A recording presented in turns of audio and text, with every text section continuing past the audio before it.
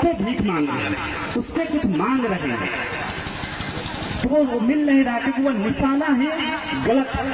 और गलत निशाने पे अगर आप 100 बार भी तीर चलाएंगे तो वहां पर सफल नहीं होंगे। और अभी तो 3 महीना हुआ है, आप 100 महीना कहिए या 100 बरस कहिए भी ऐसे गलत जगह पे तीर चलाते रहेंगे तो भी उससे सफलता हासिल नहीं होगी। और अगर सही निशाने पर आप एक तीर भी चला देते हैं तो वह सफल होगा, और वह सही निशाना आजादी है। मैं दावे के साथ कहता हूं, जिस तरह से आप सबने 3 महीना पूरे आंदोलन किए हैं, इसके लिए मैं धन्यवाद भी देना चाहता हूं। जितने आंदोलनकारी है, जितने मधेसी जनता है जो इतने बलिदानी दिया है, उसको धन्यवाद भी देना चाहता हूं। इस तरह से 3 महीना तक आंदोलन किए थे। लेकिन मैं ये भी कहना चाहता हूं कि अगर आप सही निशाना लेकर, सही लक्ष्य लेकर आंदोलन किए होते तो आज मधेश आजाद हो गया होता। 3 महीना के लिए नहीं, अगर 1 महीना आजाद मधेश के लिए आंदोलन किए होते तो आज मधेश आजाद हो गया होता। क्योंकि ऐसे विश्व में बहुत सारे उदाहरण है जहां पर 28-29 दिन आंदोलन करने से वह देश आजाद हो गया। यहाँ पर कुछ मिला नहीं तो क्या नहीं मिला, तो निशाना नहीं मिला। और निशाना जब तक नहीं मिलेगा तब तक आप अंधेरे में जितना भी तीर मारिएगा, 1 महीना मारिए, 2 महीना मारिए, साल भर मारिए, वहां पर समाधान आपको नहीं मिल सकता है। यह बात हम सबको जानना होगा, रियलाइज करना होगा। क्योंकि अभी सिखाते हैं कि नहीं चलो भाई संविधान में संशोधन कर लेंगे तो मधेसियों का मांग पूरा हो जाएगा। ये सही निशाना नहीं है। कैसे नहीं है? अभी सब जगह मांग उठ रही कि भाई नागरिकता में विभेद कर दिया है, नागरिकता अधिकार छीन लिया है। तो मुझे आप सिर्फ इतना बताइए कि संविधान अगर संशोधन कर देता है तो वह नागरिकता का अधिकार मधेसियों के हाथों में चलाएगा? कभी नहीं। वह सदैव केंद्र के पास रहेगा। प्रदेश बन जाने से, मधेश प्रदेश भी बन जाने से वह नागरिकता अधिकार कभी भी मधेसियों को अपने हाथों में नहीं देता है। वह सदैव केंद्र के पास रहता है। यानी कि वह पहाड़ी लोग और नेपाली लोग निर्धारण करेंगे कि किसको, किस मधेसियों को नागरिकता देना है, किसको नहीं देना है, किसका नागरिकता खारिज करना है, क्या वो लोग निर्धारण करेंगे। ये तो गलत समाधान ऐसे मालूम हो रहा है। तो नागरिकता कब अपने हाथ में आ सकता है? जब मधेश आजाद हो तभी अपने हाथों में आ सकता है। उसी तरह आज सब आप लोग त्राहिमाम कर रहे हैं कि भाई नेपाली सेना अगर हमको छाती पे गोली मार रहा है, सर पे गोली मार रहा है, पूरा त्राहिमाम मचाए हुए हैं। लेकिन मैं साधारण बात पूछता हूँ, क्या मध्य प्रदेश बन जाने से वो सेना यहाँ से वापस चला जाएगा? नहीं। तो फिर वो तो गलत निशाना हुआ। ऐसे साफ है कि वह गलत निशाना है, क्योंकि अपनी सेना, अपनी मधेसी सेना तब यहाँ पर उतर सकती है जब मधेश आजाद होगा, तभी हमारी अपनी सेना हो सकती है।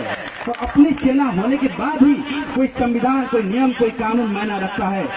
नहीं तो जब तक अपनी सेना नहीं होगी तब तक जितना भी संविधान बना लीजिए कोई मायना नहीं रखता, क्योंकि वो सेना लगाकर सारे अधिकार को पल भर में छीन सकता है। आज आप कहते हैं आपको बोलने का अधिकार नहीं दिया गया है, आपको एक शांतिपूर्ण आंदोलन करने जाते तो आपकी छाती पर गोली दाग दी जाती। क्यों दाग दी जाती? संविधान क्या वो अधिकार नहीं दिया गया कि आपको शांतिपूर्ण आंदोलन कर सकते हैं, आप बोल सकते, क्या वो अधिकार नहीं दिया गया? तो फिर आपकी छाती पर गोली क्यों दागी जाती है? क्योंकि वह सेना हमारी अपनी सेना नहीं है, वह मधेसी सेना नहीं। और उस सेना की जगह पर मधेसी सेना बना कर लिए मधेश को आजाद होना होगा, वही सही निशाना है। तीसरी बात मैं कहना चाहता हूँ, अभी यहाँ पर पूरा भ्रम फैलाया हुआ है कि मध्य प्रदेश बन जाएगा तो मधेसियों को नौकरी मिलेगी, मधेसी सीडीओ होगा, मधेसी मुख्यमंत्री होगा। क्या पूरा भ्रम है। सच्चाई क्या है कि मध्य प्रदेश बन जाने के बाद भी वहाँ पर सीडीओ को ओखल ढूंगा या तापलेजू या हुमला जुमला सा बन सकता है।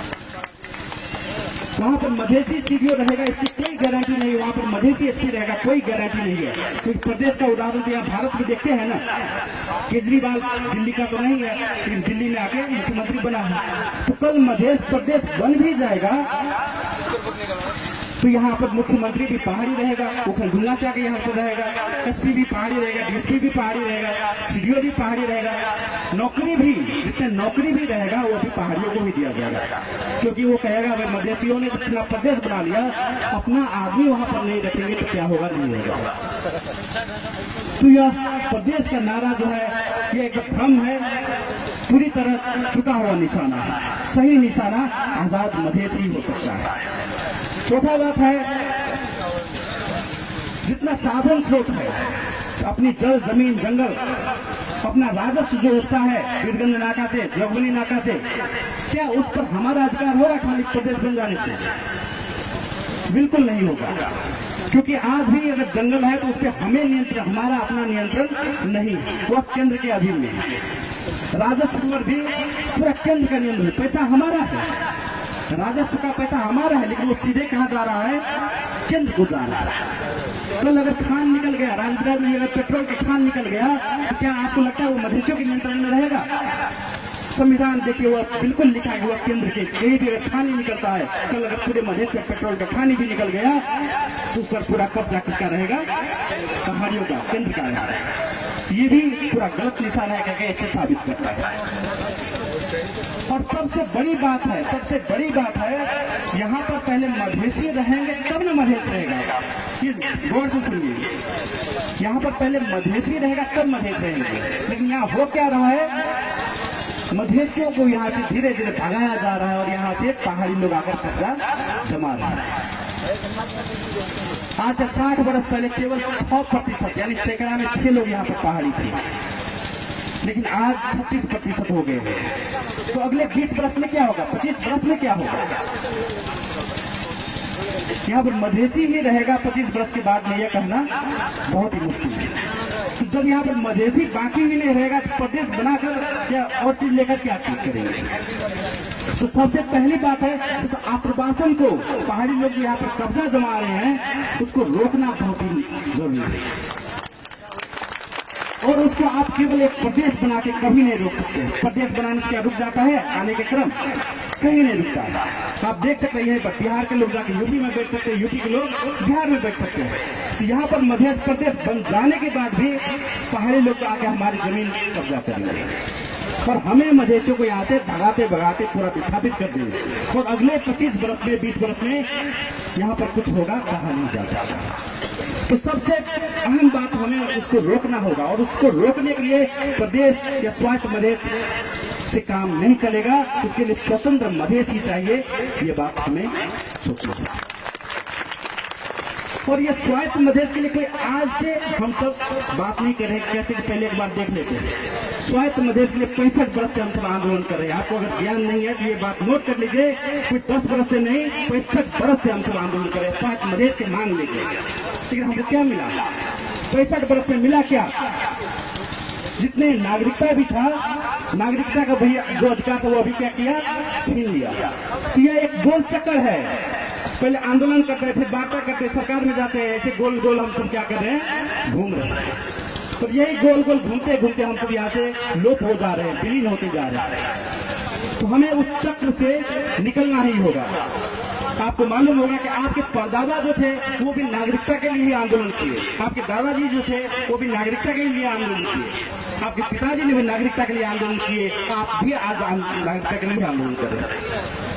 और इसी तरह अगर गलत लक्ष्य लेकर आप सब आगे बढ़ते रहेंगे तो आपको बेटा का भी, आपको परपोता का भी नागरिकता के लिए मरना पड़ेगा।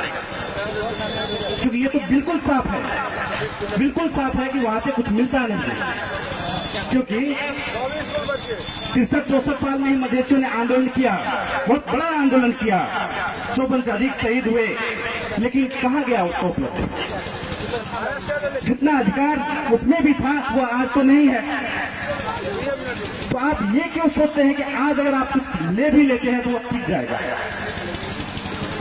तो आप एक बात सिर्फ याद रखिए कि अगर 100 रुपया का बल्ब भी लेने जाते हैं, CFL चीन जो होता है, CFL भी लेने जाते हैं, तो आप पहले पूछते हैं कि भाई टिकेगा कि नहीं, वारंटी है कि नहीं, पहले पूछते हैं। 100 रुपया का बल्ब भी लेने जाते हैं तो आप पहले पूछते हैं कि भाई वारंटी है कि नहीं, इसमें साइन करो, तब लेते हैं। तो आप जब इतना बड़े बलिदानी दे रहे हैं, 10-10 वर्ष से बलिदानी दे रहे हैं, 3-3 महीने से आंदोलन कर रहे हैं, तो आप ये क्यों नहीं पूछते कि आप जो मिलेगा उसकी कोई गारंटी है? वो कितने दिन चलेगा उसकी कोई गारंटी है? आप ये क्यों नहीं पूछते हैं? क्योंकि उसका प्रमाण तो यहीं पर है। 63-64 साल में मधेश आंदोलन किए, उसका उपलब्धि कुछ नहीं है, सब कुछ आज खो गया। जितना अधिकार मिला था नागरिकता का अंतरिम संविधान में, वो भी आज नहीं है। तो हम सब पहले वो पूछिए कि सही लक्ष्य क्या है, सही निशाना क्या है। और सही निशाना निस्संदेह आजाद मधेश है। तो अब आजाद मधेश का लहरा झंडा जो है हर घर से, हर चौक चौराहे से सिर्फ आजाद मधेश का झंडा निकलना चाहिए। और आप सभी अब स्वतंत्र मधेश का झंडा लेकर घर घर से निकलिए। विजय सुनिश्चित है। जय मधेश, अपना देश। धन्यवाद।